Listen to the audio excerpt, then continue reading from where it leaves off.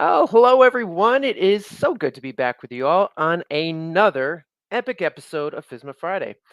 Now, I know that this topic is one that we talk about often, but there is just so much to dig into when it comes to preparing for announced and unannounced audits. We just know that there's a lot of folks out there that need more help when it comes to overcoming audit readiness challenges. So, this definitely deserves some more discussion. But before we begin, I see we have many newcomers to the series, and I appreciate you all for joining us today. Just to give you a quick overview, FISMA Friday is a monthly webinar series hosted by Safety Chain and the Acheson Group, which over the many years that we've been doing this has become a trusted resource for many in the food and beverage industry to get updates, tips, methodologies, tools to help y'all meet FISMA requirements. And the best part is that you can ask our experts your questions at the end of each webinar. We are absolutely leaving some time at the end for that. So just before we begin, I have muted all attendee mics, but as you can see, there is a Q&A panel there. So please, at any point during the course of today's presentation, do submit your questions and we'll do our best to get to them during that Q&A session. If we do run out of time, we will absolutely make sure that our speaker today gets those questions and we'll follow up with you afterwards. And of course, we are recording this session, so you can get that replay in your inbox later today and share it with your colleagues. And if you have any questions after the webinar, please do reach out to us. We're always looking for feedback and we appreciate it as well. So I am absolutely thrilled to welcome back to FISMA Friday Ranjeet Klair. She is the Food Safety Director over at the Acheson Group. And in case you missed it, she has completed over 200 audits in her 20 years of experience. And she's an active trainer for many food safety programs such as BRC, PCQI. There's a lot of acronyms, but food fraud, food defense, gluten-free, you name it. So Ranjit, is really, really, really good to have you back with us, especially talking about how to become better or eliminate some of the stress from audit readiness or audit prep. Thank you. Thank you, Jim. It is really pleasure to come back and talk about this topic. And this is topic which is kind of in my nature of the work I do with TAG, and also in providing support to clients. Yeah. Great. Whenever we're ready, we can dive into the presentation.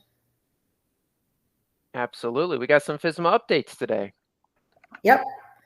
So yeah, so FISMA updates, there are quite a few, but we picked the two of them, which was kind of very remarkable ones. First one is that FSPCA now has released version 2 of PCQI course, and any lead instructor who wanted to get the new version will have to go through a short refresher training. It's very important update because they have come up with a very advanced, enhanced version of PCQI courses, preventive control for human food. So please feel free to go get more information from FSPCA website, or you can also contact us. We can help you in. Second one is that FDA is reorganization of their department and in the form of the Human Food Program.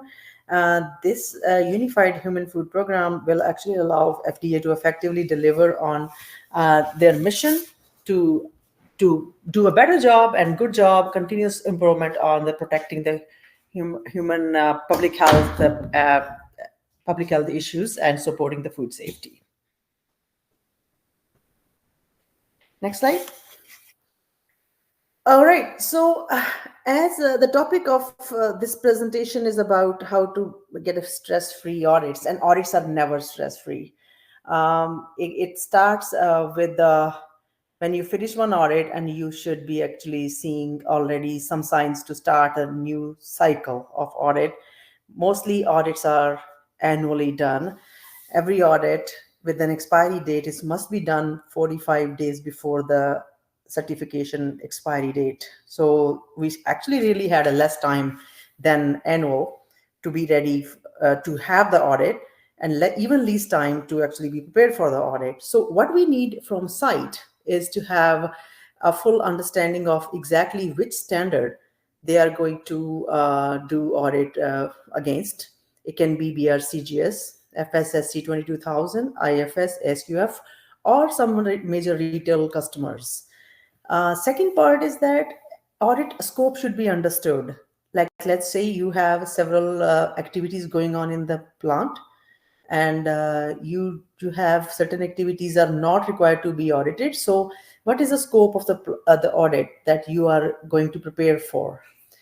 And that is written mostly in the certificate. And this scope is always determined with the mutual discussion between you as the sites and the auditor, which is very important to read.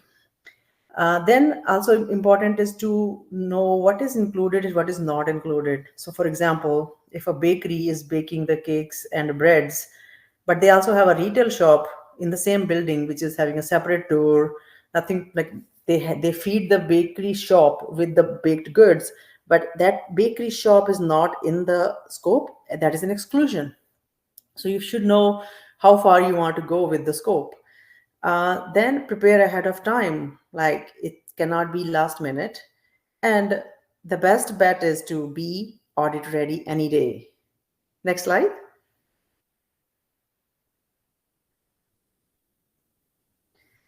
So in order to be ready for the audit, a site need to demonstrate in terms of management system. Do you have an effectively implemented, executed food safety management system? Um, Everyone in the company should know what are we talking about. Is this a HACCP plan? Is a food safety plan? Or it's a system? So basically, the audits are always a tool to to review the system, the food safety management system of an organization, which proves that they have all the required steps in their policies, procedures, hazard analysis to ensure they can supply safe, quality, and legal food. So, effectively implementing the system incorporates documents, policies, procedures, and also all the physical activities happening on the floor, the employee flow, the process flow, employee movement, product movement, waste movement, and also looking into training, because an audit accompanies with then a freedom given to the auditor to go and talk to anybody who is essentially working in the production area or in the management. So, are we having fully trained staff and awareness about what are they working on and how they are performing their job, which is in line with the food safety management system? So training is very important, and training can never be done 1 week before the audit. Nobody will remember what we said. Traceability, like your visibly seen lot codes, batch numbers, receiving lot codes, shipping finished products, batch numbers, lot codes, best before dates, and production related traceability activities. That cannot be done on the last week of the or before the last week of the audit. It is important to have a consistently running, ongoing basis traceability activities being monitored in the quality control programs.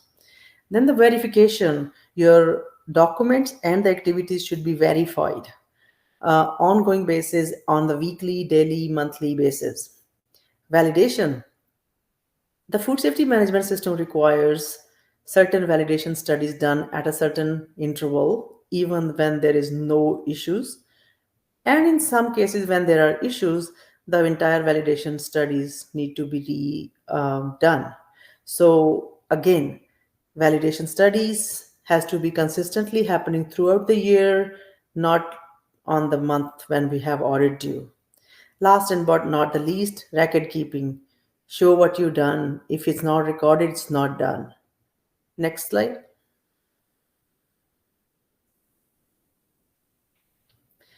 So, apart from the document, the system, the site should be ready physically, optically, by visually seeing the buildings and premises, how the building and premises has been maintained in a way that it is suitable to bring raw materials, process in process products and make the finished product and ship. Premises, anything around surrounding, which can also be could be a problem in terms of risk for food safety or security. Equipment maintenance, your equipment are not fallen apart. There's no leak happening, condensation happening. There's a rust on the nuts and bolts. The conveyor belt is weared off. So some things those we cannot pressure on the senior management to give us investment capital on the last minute because now we realize that equipment is not looking good. It is not suitable to produce the safe food. So a good, effective equipment maintenance has to happen. It should happen throughout the year. Then the calibration schedule, so there is always a calibration of stuff. So you should have a schedule made, like when I want to do this calibration of thermometers, of ovens, of scales, anything that can be relied upon the third parties. You don't control that, so you don't wait for that until you think the audit is happening. Then utility supply, the portability of water, the clean air. If you have compressed air, like what are the controls? So you should have a schedule for those ready, and it should be done in a way that it looks that it was done throughout the year in as a general practice. One more thing which is important here is that if the auditor sees everything you have done only last minute, means like all the dates on the those activities is September something, which is like 1 month before, that does not that gives a good that give not does not give a good impression to auditor, because you need to show that you are doing those checks and balance for the benefit of the company, and the audit is just a check on whether the required steps are taken to maintain the food safety management system. Emergency preparedness plan, that is also required to be done once a year or when there is a problem noted. And site security checks. So these are the few the steps which are required other departments to help you. I'm talking to the QAs and food safety team leaders in this session. I'm seeing these things listed in the site to maintain. You do require maintenance team, you do require production team, you do require your health and safety team. So a lot of cross functional activities required to be done. Next slide, please. Yeah, when you have to deal with cross functional teams, they are busy, they have their hands full with their own duties, and you are, as a food safety team, has a target to meet. um, cannot be done by just sending an email and talking to them, hey, by the way, do this. We have to do a proper plan, do, check, act, the full activity, that what are we trying to do, what is the plan to do. Then you do action items, then you delegate the work, and then it goes to the check stage where you wanted to verify whether everyone is doing their job or not. And then you do modifications, amendments in the program if you feel there is a need.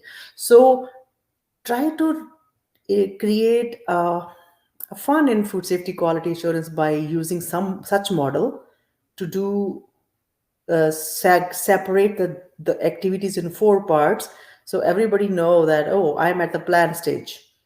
Maintenance, where are you? I'm at the check stage, I'm verifying.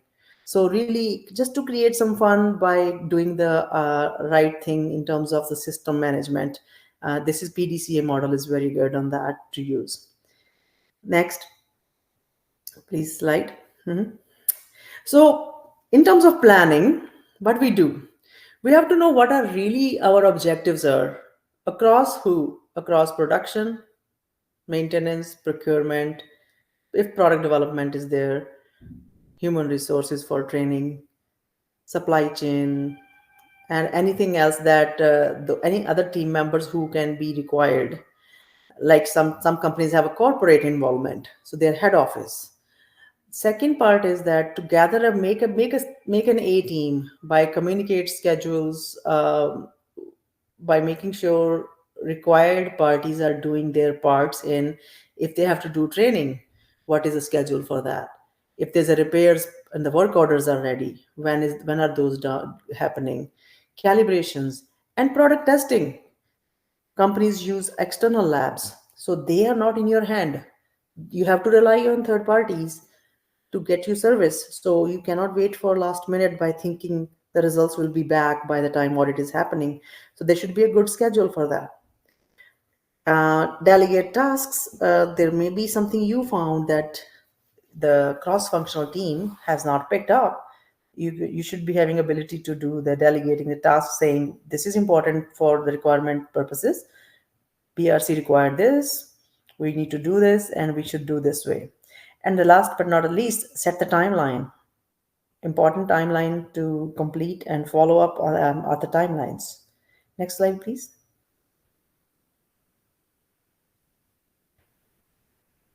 Yeah, when you talk to the cross functional teams, again, they are not reporting to you. You are not their managers. They are very busy. They have their goals to achieve. Hopefully, they have a food safety goals in their deliverables as well.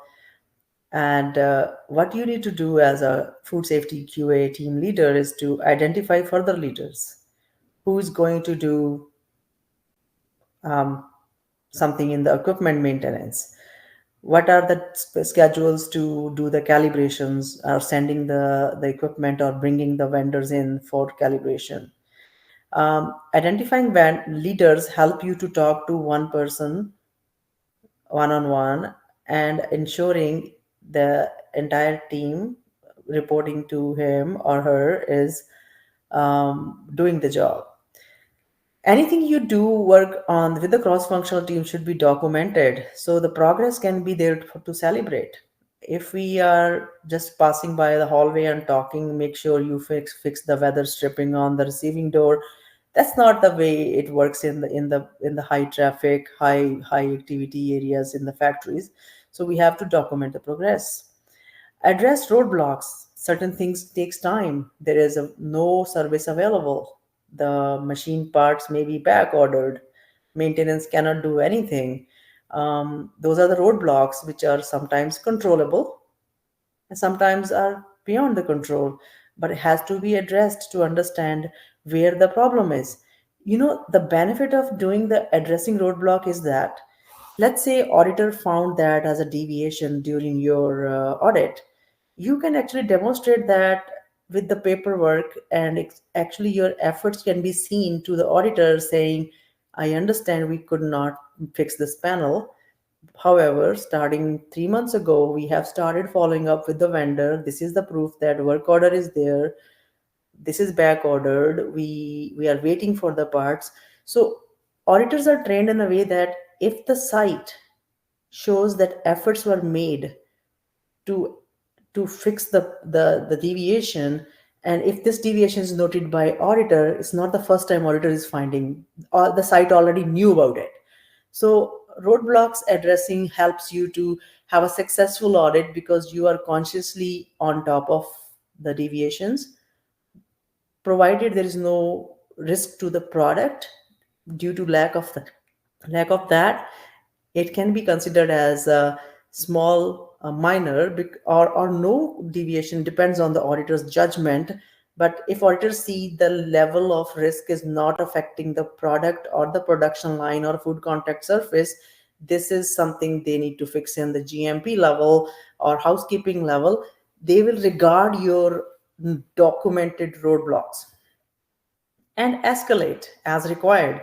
If there are some certain departments do not contribute, it's always okay to escalate so that we have done our efforts to involve the required stakeholders, and it has to be done in a way that we understand the challenge from the other sides before we started doing things on their behalf. We have to follow the proper channel to follow the route of sharing the concerns of food safety risks, risk of non-compliance against the standard due to lack of cooperation, lack of service from the other stakeholders. Next slide, please. As I said, we have to start early on certain activities like supplier approval program. You may be dealing with the 20 to 50 to 100 to 1000 suppliers. You have a role to play to make sure suppliers audit, suppliers documents are there as per your written procedures. If there are questionnaires involved, they are reviewed by you, they are documented, filed away if they are acceptable. If not acceptable, somebody followed up. And the certifications of third party of the suppliers. So that cannot happen like a 1 week before. It has to start way early. And there may be some suppliers who don't listen to you, you don't give you the stuff on time. Then your effort should demonstrate in the documents showing, yeah, we are working on this.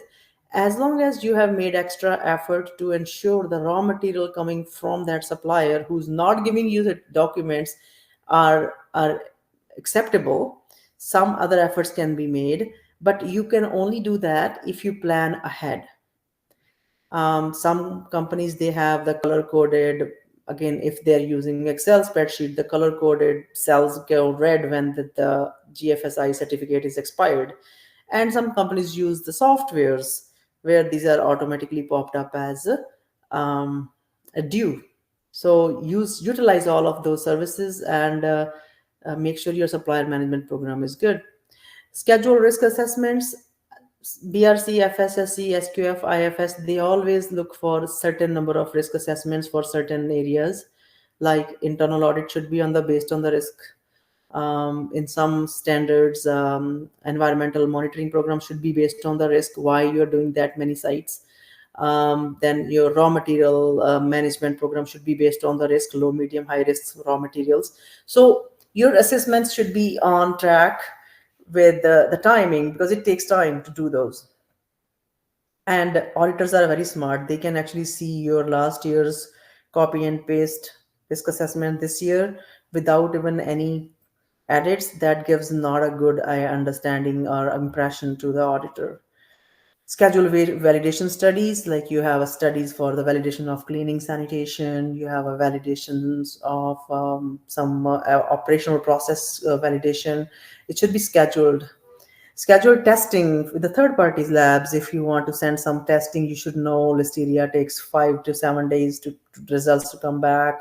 You should know how many days it takes to get the results back of certain testing, um, including the logistics and delivery of the results. All those should be factored in to make sure you have a good third party lab testing schedule going throughout the year. Then traceability program check. Traceability, mostly it's a combination of traceability and crisis management. Some companies do combination, some companies do traceability of product.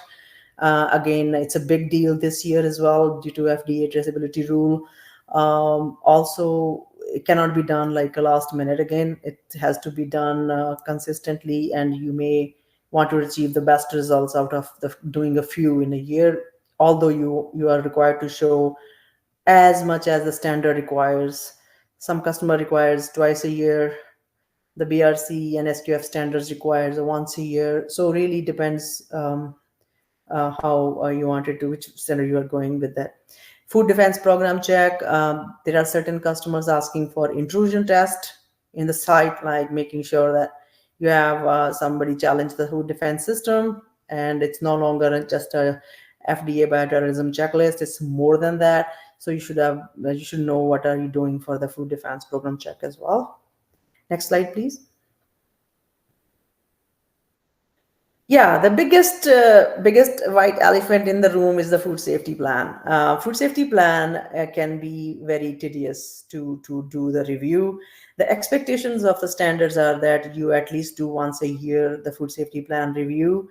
What includes in food safety plan is your starting from the hazard analysis, entire HACCP plan, including PC, CCPs, verification, validations, and process flow on-site verification by taking the process flow, walking on the line by multiple people. This is the best practice I'm sharing, that you go on the floor with the printout of the process flow and Ensure that your process flow is written as physically it is happening.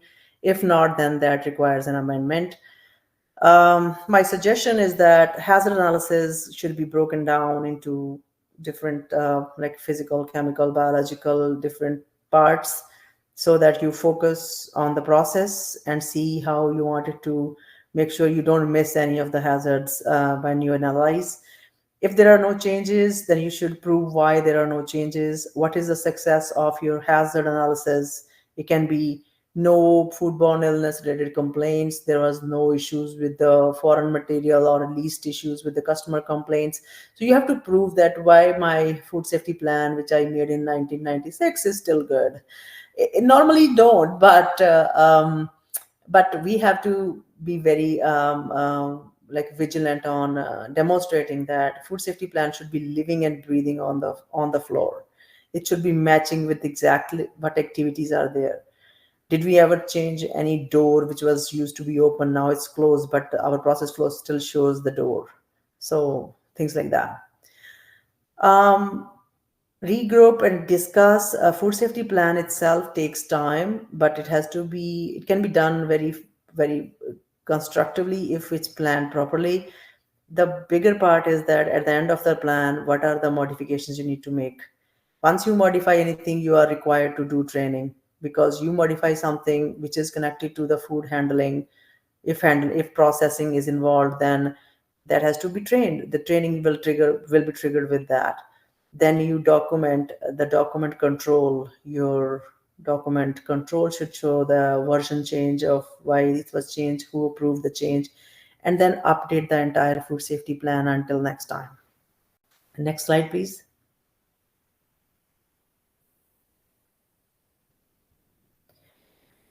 While you are doing your work on the food safety plan review and you have delegated the calibration, maintenance, procurements, everything to other parties, then you should be talking to those relevant teams with the specific questions, so you got the really specific answers. Maintenance team, are you ready with your preventive maintenance program? Great. So let's pick one example of HVAC system of the fully cooked area, and let's see what you have done. Always look for certain things just to prove, just to show that what you have asked is happening, and the team understands that this should happen in that line. Production department, are you ready with your equipment calibration, sanitation, food defense program? And product development, are you ready with the new product development file and change control? Anything that you can demonstrate that auditor can call these individuals and ask for a proof of evidence of their work. So we have to train our cross-functional teams to listen to the food safety teams. So in the event auditor asks the question, these teams are set for success to answer. Training teams, there is a training teams, there are some software systems doing the online trainings, but we want to make sure refresher trainings are completed if it's due. It's okay if it's not done, if just it was due next month and the last year's report still valid. Unless there is a deviation reported and employee need a retraining, that's a different story. Next slide, please. Very important is to have make a time to have a small group meetings about the audit preparation. Always take a time to review certain example documents which are in the process of review, verification, or making. Provide your feedback. The best way to give the feedback to cross-functional team is you don't talk that you want this. You will say as per section 4118 of BRCGS, this is required for us to be ready with. Are we ready? So you are really not saying Ranjeet want you to do this, because we wanted to create a team who understand that everybody is doing the work to meet a standard requirement, meet a legal requirement, regulatory requirements, and the ask from food safety QA team is to for the requirement for the business. So your communication should be very well up to date with based on which clause you are asking this question. They will respect the fact that you are trying your best to meet the business needs of having food safety standard reference used when you are reaching out for some help from those people. Next slide. One of the other best tool is internal audit. Internal audit is that when you take one segment of your management system and you deep dive into it. You deep dive into, for example, supplier approval. You wanted to make sure that if the supplier approval program has been documented in a certain acceptable way, the document SOP is covering every single requirement of the section 3 or section whatever section of the GFSI or it is, and you check all of the boxes. Then you look for some examples by picking one or two supplier documents and seeing whether they do it or not. So most of you are very well aware of internal audits. It can be done by your team, it can be done by companies like us, the tag, the Acheson Group. We can offer those services, but these are the good tools which can be used multiple times during the year. Not only this tool help to actually you be ready for the audit because you have looked into the deep dive of the section system, but also it doesn't it removes the anxiety of the last minute. Oh my god, I don't know if we have everything in place or not. It gives a discipline within the company that the cross-functional teams can be questioned under the internal audit program, and they also feel be a part of the food safety management system and the audit process. Next slide. So the last minute check is very interesting. Definitely you need to talk to your senior management, the CEOs, whoever the Cs and the other seniors or the vice presidents who are expected to be sitting in front of the auditor on the opening meeting. Because one of the bigger part right now with GFSI is that the food safety culture, and that's a question in every standard almost in a different ways, in slightly like slightly variable ways. But a right auditor will be actually looking for the senior manager to answer many of the questions about food safety culture. If you don't tell your senior management that be ready for some questions can be for you, what kind of resources or financial help you're giving to promote food safety culture in the company. So the senior leadership always have some information with them. They are pretty good in that because they have done it, but they may be caught off guard by the auditor if auditors start asking questions to them, but they are in the scope of audit already because their sign is on the food safety policy. The senior management commitment all comes from them. Then share the audit scope, then share the expected participants, like you give a heads up to your all the members, like the procurement, like your maintenance guys, your production guys, your HR if they are taking care of a training. So they should know that you may be called in for certain activities, so please be ready, and they are invited in the opening and closing meeting. So well, more they prepare, they will be well participating and supporting you. You have to talk to them that we need you for this. Ensure the food safety team has access to all records, so in case somebody don't show up on the day of audit, let's say maintenance guy something happens, he couldn't make it, then whatever the documents are, so somebody else can serve it, because one of the requirement of the audit is there should be a deputy backup of everybody, so the business should not see the effect of absentees on the food safety. So very important, you should have the full access, or you should have the source to go where you can find the information if the person is not there. Next slide. Yeah, audit day should be a regular day. It should not be smell of a fresh paint.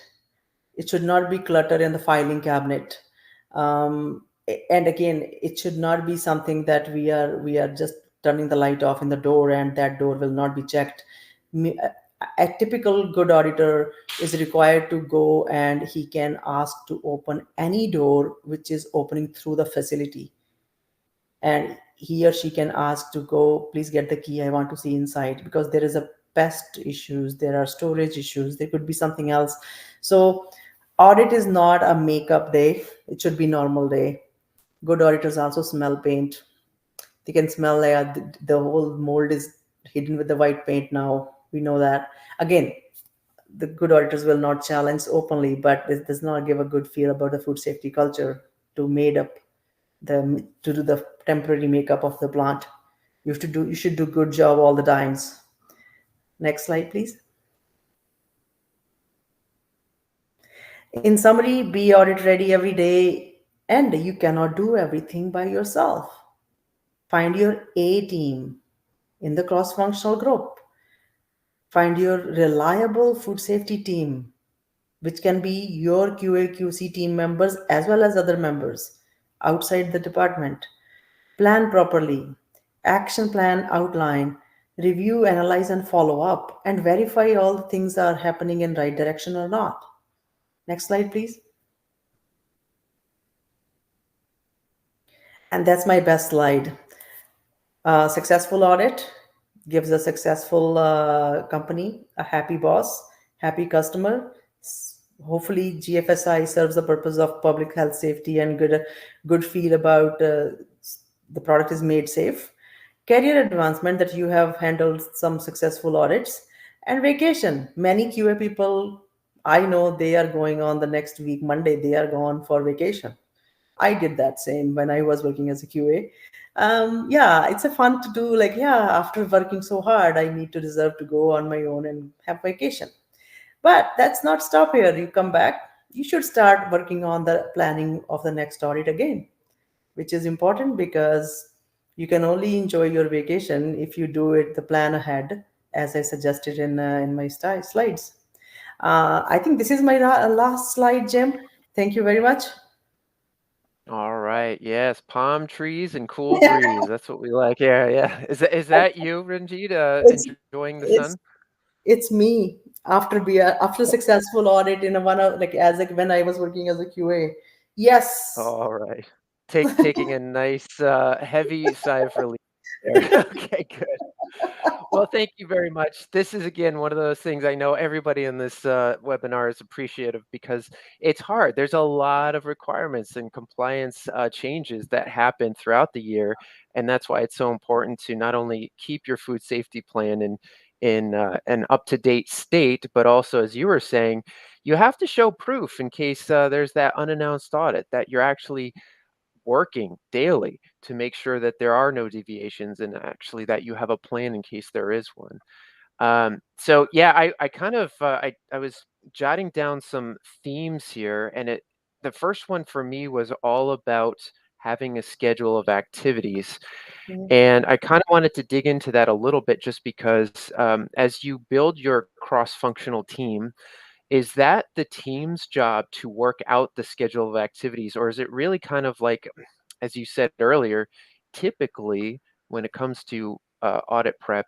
that responsibility falls onto the FSQA folks, but it really should be more broadly based, right? Get maintenance involved, get production involved. Mhm.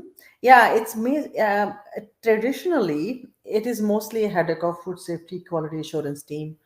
But they still have to go to maintenance production to get those things put in schedule. So technically, FSQA do not know when the contractor is available to fix the roof or something that maintenance should know. So what FSQA should do, they should give a deadline, timeline to the maintenance team that this should be done before that. That's the only best Hmm. way. Otherwise, I did feel FSQA team member kind of burn out when they chase people, they couldn't get the work done. Yes. Then they have to do day to day as well as they have to prepare, and they feel the responsibility of fixing the roof on them. It's not theirs, it's maintenance team, and they will Right. fail if they don't do it. So really visibility to what each department is working on as it kind of relates to food safety compliance.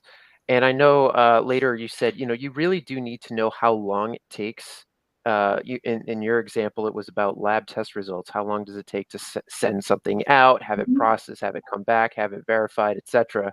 Same thing with in that maintenance example, right? If something Mhm. needs to get fixed, Well, how long does it take to actually get that part ordered and delivered and then obviously do the fix? So again, lots of moving parts, and I think a lot of folks are struggling with getting a handle on all of those moving parts and really seeing holistically where everything lays, so that you can feel that confidence that you are in compliance and ready for that auditor should they walk in the door. And Jim, I think one thing more is you be a part of a solution. Like if we have to feel the issues with the maintenance group as well. Again, we are just picking an example. For example, if there is some challenges on fixing the certain things in a certain schedule due to back order, lack of parts, lack of a right contractor in the area, lots of factors. Those things can be, first of all, you need to document that. What are those? You are a part of that. You are listening to the issues, but also you continuously assess the food safety part of it. Like if that thing is not fixed, is it affecting the supply, the food safety, the handling, the product underneath? Is this affecting that? If that is affecting, that's a quicker to like to understand and fix it. But if those things can be not are not directly contaminating, or our potential of Hmm. contaminating is very low, very least, not zero, but there is, but then you have to gauge that and see what other things you can do in while you wait for the fixing of that. Right, and again, like you said, show proof, show documentation if there is a change. Hmm. Communicate when something is not necessarily lining up correctly. Communicate what that is and why it happened and what's being done to fix it. Yeah, I have written all over the headers of my notes here, plan ahead, plan ahead, plan ahead. So to the best of your ability, right? Yeah. Um, Renji, when it comes down to I know I said at the top of this webinar some of your experience, 200 plus audits you've Hmm. been part Hmm. of. And where, just generally speaking, where was the biggest roadblock or hang up when it comes to having everybody sort of aligned and ready for an audit? What I have felt that the communication, if I can picture, give a one keyword, that how effectively food safety team is communicating the needs of their needs to get the audit, be ready, get the documents, get the program in place. And it starts from how sometimes food safety team may feel like senior manager is so senior to not to bother him. But Mm. the food safety culture whole thing is start from senior management. So I think don't hesitate to tell what you need from the seniors. What I felt most of the time, communication with the senior management, as an auditor going in there and asking first question about culture, and they said my QA will answer. No, I don't want QA's answer, I want your answer. You are the head of the company. So it's really how a food safety QA team member leader communicates that you are responsible for that. Start putting again, what I'm telling you, very non-traditional, because it's job. QA is equal to the audit, but it's really audit is only successful if everybody joins, and they come not as a subordinate, they come as their contribution. Would you then say that at least somebody representing senior leadership, somebody in the business side, I guess, of the house, has to be part of that food safety management team? Uh-huh. Yeah, definitely. At least at the level where annual once a year there is a good talk about audit expectations. Okay. You mentioned earlier there was kind of this need to have regular meetings, Mhm. whether it be as a full group or as smaller groups, and review documentation. And that helps to build buy-in across the multiple different teams involved in the food safety group. But how frequent would you say that should be? And I know this is a generalized question, but in your experience, what would you say would be a good frequency to have touch points? It depends what significant you are going to. I think again, there are too many meetings in the companies. That sometimes Too there are many more meetings. people. But depends on.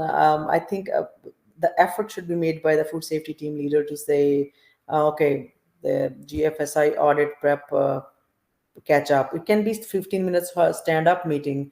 It can be like when you read the deep dive, then you need a working session, document review with them.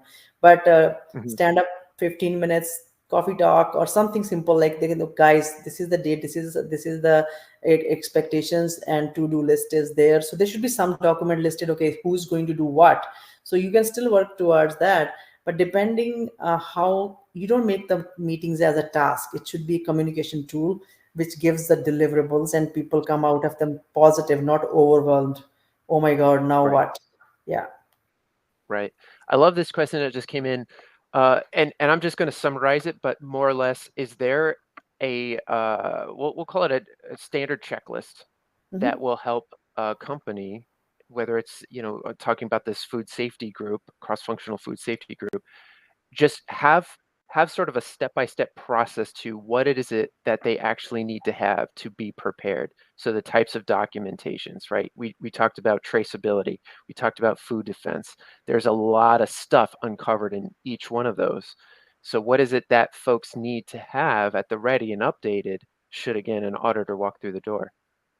Yeah, as I said, at specific, if you're audited, expected to be audited against a certain standard, you should have the copy of the standard, and that copy of the standard covers the requirements what you want to have, and a checklist. There are certain GFSI standards, they give the preparation checklist, like BRC has one. I think SQF we can download some somewhere as well.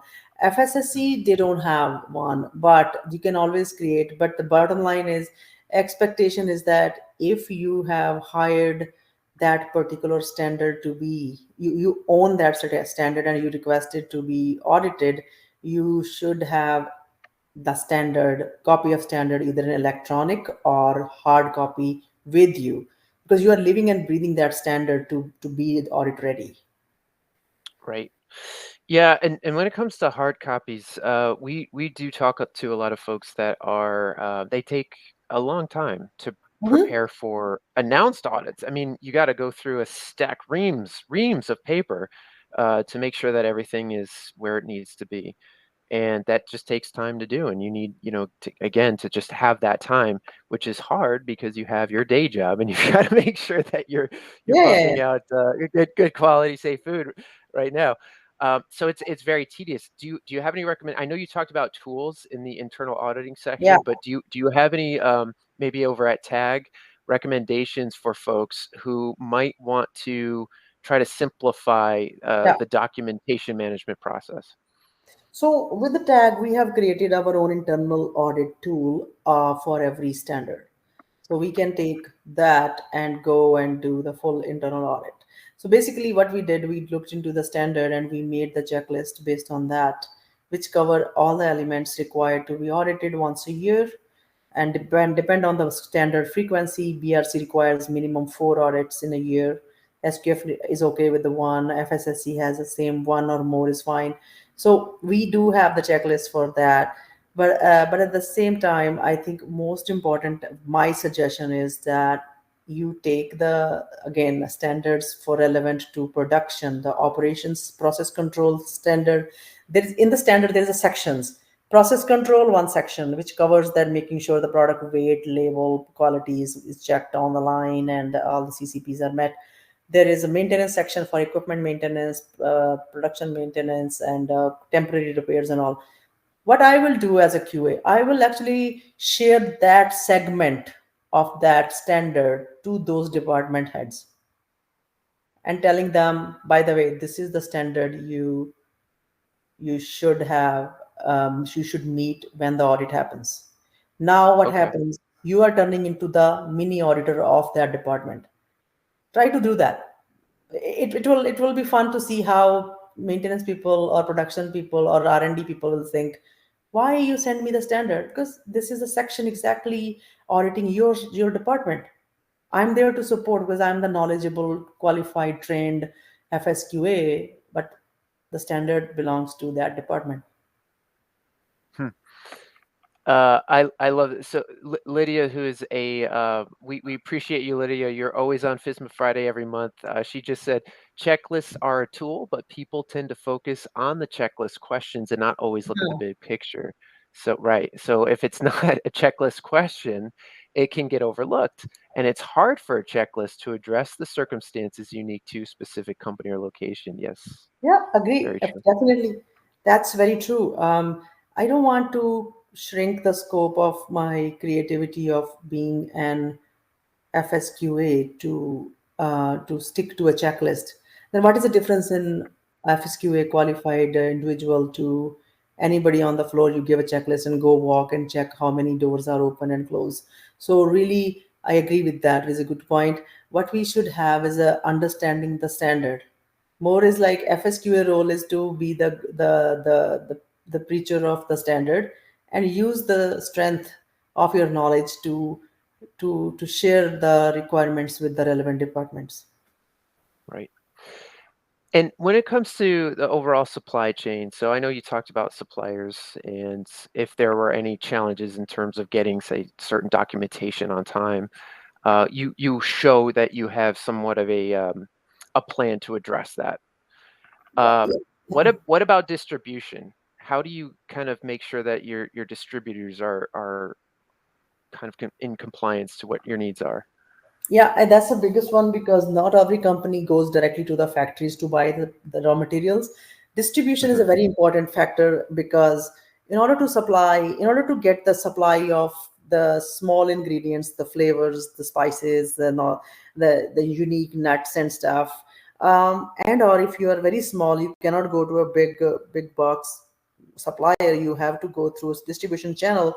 Then your arrangement with the distributor will be if you are asking for them to give assurance that they are supplying from the reliable source and we should get either their similar kind of some audit standard or the actual factories require documents. Again, it comes tricky when some distributors do not want to disclose the suppliers. Then we have to put the Yes. responsibility on them, saying my SOP requires me you to demonstrate that you are meeting the FISMA PC rule of the facility where the product is coming, and there is some proof of evidence you get from them. So it depends on the product as well. If the product is high risk, you go one step higher. You wanted to get more information. If it's a low risk, you can settle on what your distributor give, but it has to be credibly driven, some standard based certificate or letter of guarantee or supplier questionnaire or something. Okay. Now, just circling back to you were mentioning that GFSI recognized schemes like SQF or BRC. They are adding, or they have added really. It's not necessarily hard coded, but you have to show some type of proof that your food safety culture program is alive and well, and that could be a gray area. What what in your opinion would constitute proof that you have a healthy food safety culture? Yeah, GFSI's benchmark actually made it mandatory to ensure every standard they benchmark are having some questions for food safety culture. That's the reason why the latest version of FSSC has a food safety culture question as an additional requirement. BRC itself has a lot of actually dedicated section for that. So the best way to do food safety culture is to make sure that you demonstrate some factors like, as I said, my review of food safety culture start from the opening meeting. I want to talk to the senior management to see how where they come from about food safety culture. Second is knowing your people's feeling about how they feel working here. Like I can say I'm paying my employees well. They come every day. They are not having a like a they don't do absentees because I think I'm doing great in terms of employer. But food safety culture it requires that you actually should allow the employees to tell you how they feel about food safety culture. Employee, if you give them Hmm. a questionnaire saying, let's say I saw one questionnaire saying who is responsible for food safety in my plant, every employee answered the QA manager. That's already that's already Yes. showing that it's not really the people are not aligning with the they don't understand that what you can do to fix it. So getting to know feeling of the people, the behavior, the mindset by a certain tangible step, by a confidential survey. Do learn about people, ask for feedback, ask for suggestions, suggestion box, and motivate your people. Do some activities like you wanted to have a pizza party, you want to have a picnic, you want to have a certain recognition for people. You caught people doing the things right. So those Right. should be documented. It's HR work, it's a QA work. But again, mostly this is where you can only do so much about culture if you involve human resources, production people, so everybody drives together. Otherwise it will be a task of FSQA to go deliver a checklist and receive the survey and do nothing, because it meets the audit requirements, but does it really help you? So food safety culture is a very soft topic. It can be another whole presentation we can do, but Mhm. to demonstrate that there are several ways, and it doesn't, it's very easy to do, but you have to create it. And inherently, it will be created if you are able to successfully get a cross-functional team on your food safety management, Mhm. right? And you have working groups that meet regularly, and you have the documentation showing that you do this. And I think that's a good way to prove you have a good culture as well. Mhm. So, all right, I see we're running out of time here, so we'll just kind of wrap it all up to say, don't forget to plan ahead. Do not copy and paste last year's risk assessments or use fresh paper for your audit, and make sure everybody has the right type of visibility, communication, and of course access to the documents, so you always have backups in case somebody calls out sick. Ranji, thank you so much. We really do appreciate it, and definitely want to have you come back. This, of course, is again a topic that isn't going away, but we hope everybody on this call feels a little bit better and has kind of a good sense of next steps in terms of optimizing their food safety plans and getting some more folks involved at their plants. If you have any questions, though, around other food safety compliance related things, especially around FSMA or GFSI recognized certifications or what have you, there's a ton of resources. You can go to the Acheson Group's website. They also have their Tag Talks, which is a monthly food safety podcast you can check out. Or you can head on over to safetychain.com, where we, in collaboration with the experts over at TAG, we've created a bunch of resources, guides, recordings, whatever you need, whatever topic. We've got a nice library there as well. So please do come on over and check it out. If you have any other questions, like I said, please reach out to us. We love your feedback. We will absolutely get back to you with any unanswered questions from today's webinar, and we'll also make sure that we have uh, a very responsive answer to you when you come to us. So we appreciate it again. Thank you. Have a wonderful weekend, Ranjeet. You too, Thank and you. we hope you see everybody on a palm treed island one day, and we can all After audit, yeah. celebrate. Yes. Okay. With that, have a great rest of your day, everybody. Take care.